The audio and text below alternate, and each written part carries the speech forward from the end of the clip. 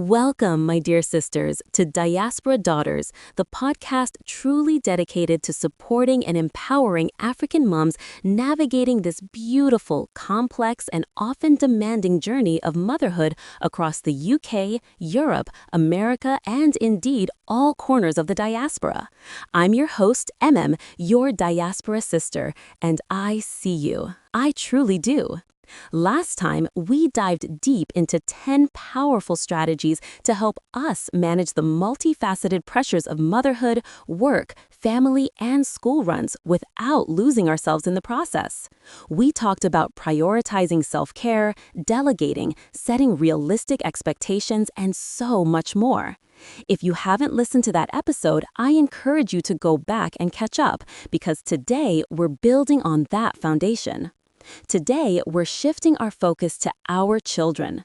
This episode is a sequel dedicated to a topic I know weighs heavily on many of your hearts: how to help your children thrive in school and life in the diaspora despite your busy schedule. As African moms, we're not just raising children, we're raising future leaders, culture bearers, and global citizens in environments that are often vastly different from the ones we grow up in. Our children navigate two, sometimes more, cultural worlds daily, the one at home and the one outside. This can present unique challenges, from academic adjustments to identity formation and even dealing with discrimination. It's a delicate balance, and with our own demanding schedules, it can feel like another impossible juggle. But fear not, my sisters, because just as we find ways to thrive, we can equip our children to do the same. In this 20-minute episode, we're going to explore practical, actionable strategies to help your children not just survive, but truly thrive academically, socially, and emotionally in the diaspora. Let's make sure our little ones and our not-so-little ones flourish even when our calendars are overflowing. Let's dive in. 1. Understand the system and be an advocate. My dear sisters, the education system here in the diaspora often operates very differently from what we experienced back home. Things like continuous assessments, an emphasis on creativity over rote memorization, and different grading structures are common. It's crucial for us to take the time to understand how our child's school works. Don't assume. Ask questions about important subjects, grading methods, and available resources. Many of us, we grew up with that belief that no news is good news from school. But I tell you, my sisters, in the West, being proactive is absolutely key. Build a relationship with your child's teacher, send an email, attend parent-teacher meetings, and ask specific questions about your child's social and academic progress. This proactive engagement shows your child they are supported on both sides, at home and at school. School districts are even legally mandated to provide education-related information in languages that every family understands. Engaging with school staff can help immigrant families understand how the education system works and their rights, which is vital for student success. 2. Foster a strong cultural identity at home. Our children are navigating two worlds, and a strong sense of their African heritage is a powerful anchor. Research shows that having close family ties and social networks within the immigrant community can protect children's mental health. Actively teach your children about their cultural heritage and traditions from an early age. This isn't just about memories, it's about making their culture feel personal and meaningful. You can do this by incorporating lessons about your customs, food, languages, and traditions into everyday life. Watch videos, share family history through storytelling, and encourage interactions with extended family members, even if it's through video calls. When children see their identity reflected in stories, characters, and traditions, it builds pride and curiosity for a place they may not have seen but still belong to. Embracing cultural identity also provides comfort during difficult times and helps reduce feelings of isolation. 3. Prioritize quality time over quantity. I know, our schedules are packed. It's easy to feel guilty about not spending enough time with our children. However, studies suggest that the quality of time spent with children has a greater influence on their well-being than the quantity. This means focused, intentional, and engaged moments are more impactful than just being physically present but mentally distracted. Even a few minutes of undivided attention consistently can make a significant difference. Put away your phone, close your laptop, and truly be with your child. Ask about their day, the highs and lows. Share a meal together without electronics. Institute a family game night or read together. These moments build relationships and make children feel seen and valued, fostering resilience. 4. Build resilience and emotional literacy. Life in the diaspora can come with unique pressures for our children, including navigating cultural differences, potential discrimination, and the general stress of adapting. We need to help them learn resilience. Resilience is not something children are born with, it's learned. Connect with your child, especially during stressful times. Help them break down overwhelming goals into smaller, manageable steps. Teach them emotional regulation by giving them words to attach to their feelings. An emoji map or wheel can be helpful for younger children to express emotions. Encourage open communication where they feel safe to talk about how they feel about school, friends, or if they ever feel left out. Validating their feelings and normalizing the difficulty of navigating two cultures is incredibly helpful. 5. Encourage language and biculturalism. Many of our children, you see, they are growing up bilingual or even multilingual, which is truly a significant asset.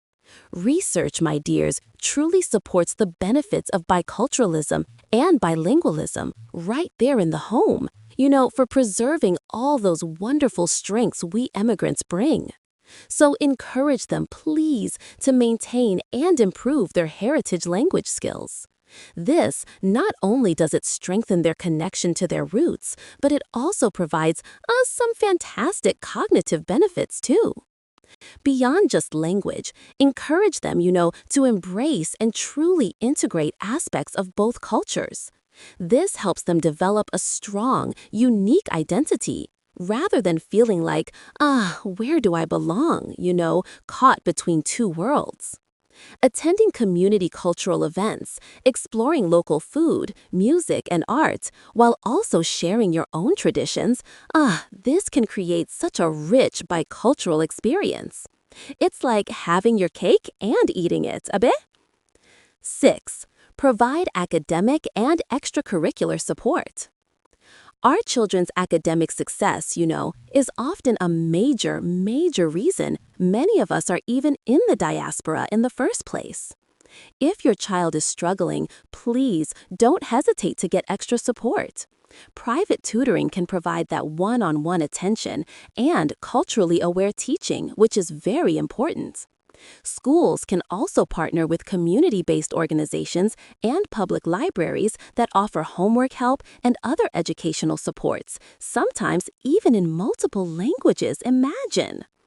Beyond academics, please encourage extracurricular activities like sports, music, drama, or art. These activities, they really boost self-esteem and provide a fantastic space for children to discover new abilities and passions. They are also great avenues for building social connections and that much-needed sense of belonging. 7. Build a community of support for your children and yourself. Just as we discussed building our own support systems in the last episode, our children also need a village. No man is an island, Connect with other African parents in your local community or online groups, my dear. These networks, they can truly provide practical advice, shared experiences, and a sense of belonging for both you and your children. It's a win-win, really. Inviting immigrant family members to serve in leadership positions on PTAs or parent advisory boards can also truly strengthen community ties. Schools, they can foster an environment that helps immigrant origin students feel safe and welcomed by promoting multiculturalism, equity, and cultural inclusivity. Please seek out these environments or advocate for them. It's for our children's good.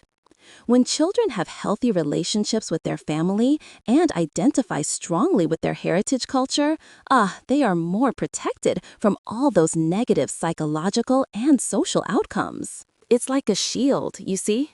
My beautiful sisters, helping our children thrive in the diaspora despite our busy schedules, it is truly an act of profound love and resilience. It's about being intentional, understanding their unique journey, and providing them with all the tools and environment to navigate both their heritage and their present with confidence. Very important. It won't be perfect every day, my dears, and that's perfectly okay. We are not robots after all. The goal is not to eliminate challenges entirely, no, but to equip our children with the strength, identity, and support system to overcome them. So start with one or two strategies that resonate most with you and your family. And remember, my dears, that small, consistent steps always lead to significant change. We truly hope these insights empower you to embrace this beautiful, messy, and incredibly rewarding journey of raising thriving diaspora children with greater peace and resilience. It's a journey, not a sprint. So, my sisters, what are your favorite ways to help your children thrive in school and life in the diaspora, eh? Please share your tips and connect with us on social media using hashtag #DiasporaMomsThrive. And please don't forget to subscribe for more empowering content tailored just for you. You won't regret it. Thank you for listening, my dears, and until next time, please keep shining your light and nurturing the incredible lights within your children. God bless.